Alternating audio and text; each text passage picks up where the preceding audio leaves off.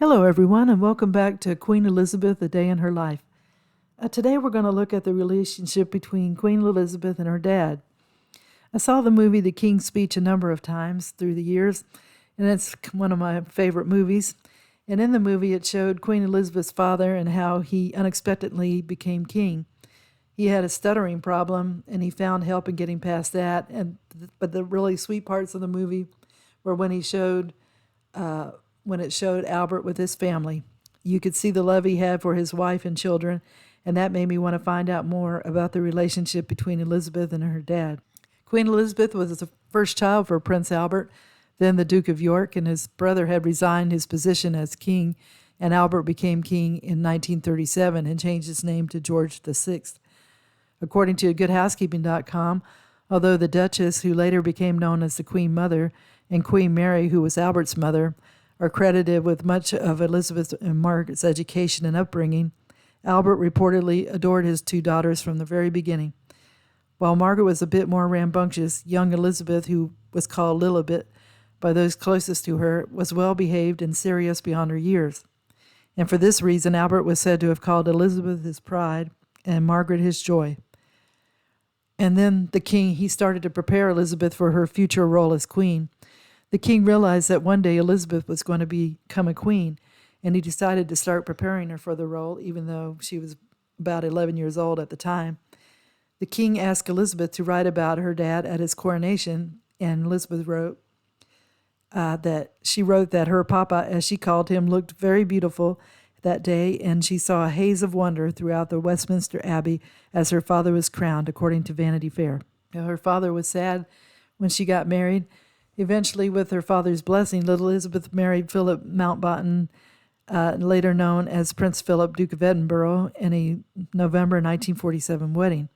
Following the event, King George VI wrote his eldest daughter a letter reminiscing on the day, and this single piece of correspondence might be the strongest evidence of their remarkably close relationship. The letter he wrote will make you want to cry, and you could tell by this letter what a great bond they had.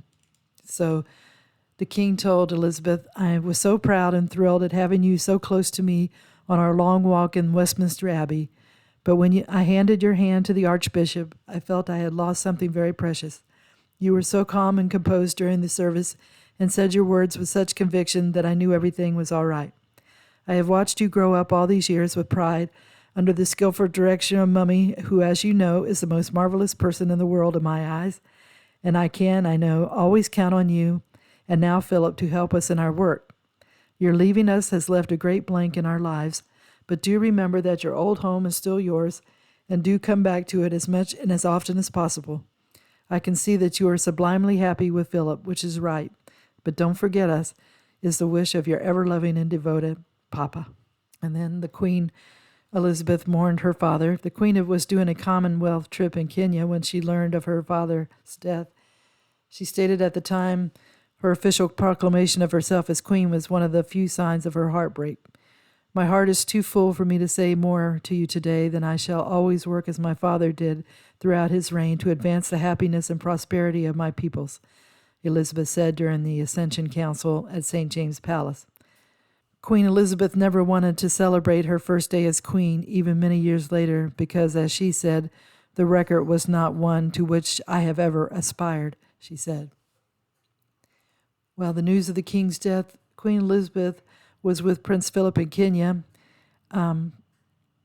She was Princess Elizabeth then, and Prince Philip they were enjoying a relaxing wildlife watching stop in Kenya after a week of official engagements on that fateful day, staying at the treehouse perched in an enormous fig tree in Aberdare National Park. And due to the remote location, they didn't get the news immediately.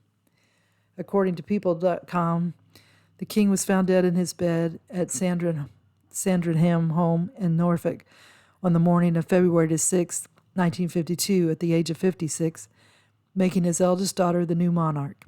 He previously had suffered from lung cancer and had a lung removed, and it was later determined that he had died of coronary thrombosis. Queen Elizabeth was in a treehouse and seeing all the game there, and it was a highlight of the trip for her, and she was excited to write her parents and tell them about it when she got news about her father.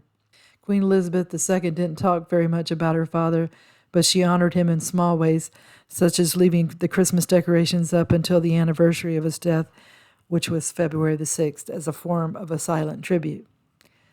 Well, Queen Elizabeth's father didn't expect to be a king, but he stepped into the role and did a really great job at uniting the United Kingdom and keeping the spirits of the country up with his dedications to his country, all during the World War II. And he served his country well during that time and after. And Queen Elizabeth didn't expect to be queen at a young age, but she took a page from her father and excelled at her position. They both loved each other greatly, and I know the king would have been so proud to see just how great a queen his daughter became. So I hope everybody's been having a good day, and I also hope you enjoyed the video, and if you did, if you could give it a thumbs up, that would be great. And also, if you haven't subscribed yet, if you could do that, it would be good. I hope you will tune in again soon for another episode of Queen Elizabeth, A Day in Her Life. Thank you. Bye.